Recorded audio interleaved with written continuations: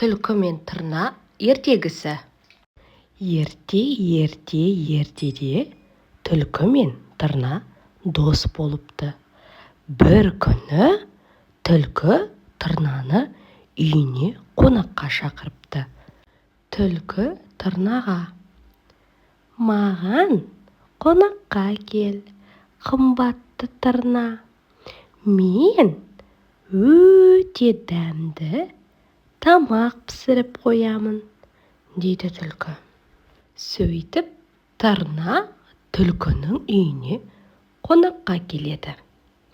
Түлкі болса, ботқа пісіріп, ол ботқаны жайпақ табаққа салып, тырнаның алдына қояды.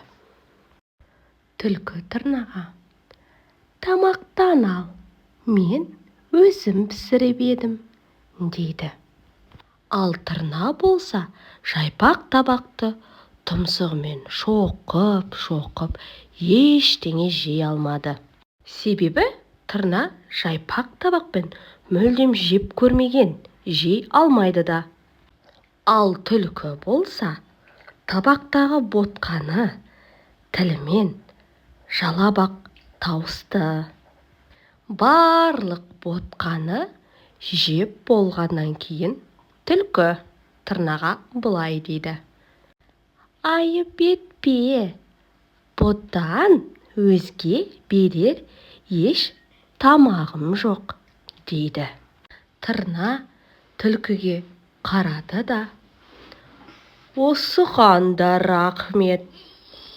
Енді ертең сен маған қонаққа кел», дейді тырна түлкіге. Келесі күні түлкі тырнаға қонаққа келеді. Тырна болса, бар өнерін салып, өте дәмді қылып, сорпа дайындайды. Сорпаны мойны тар құмыраға құйып, дастарханға қойыпты.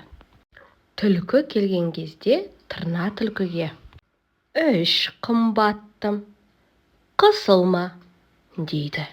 Түлкі құмыраны ар айналып, бер айналып, сорпаны мүлде іше алмайды. Құмыраға тұмсығы кірмей қояды. Ал тырна болса, ұзын тұмсығымен шоқи береді. Сөйтіп, бәрін де ішіп қояды да, түлкіге қарап: «Ренжіме, қымбаттым.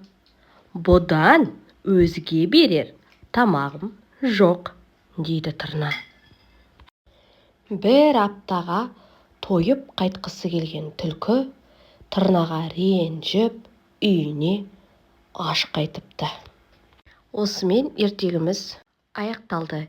Егер де ертегі ұнаса, менің парақшама тіркеліп, лайк басып, пікір жазуды ұмытпаңыздар. Келесі кездескенше.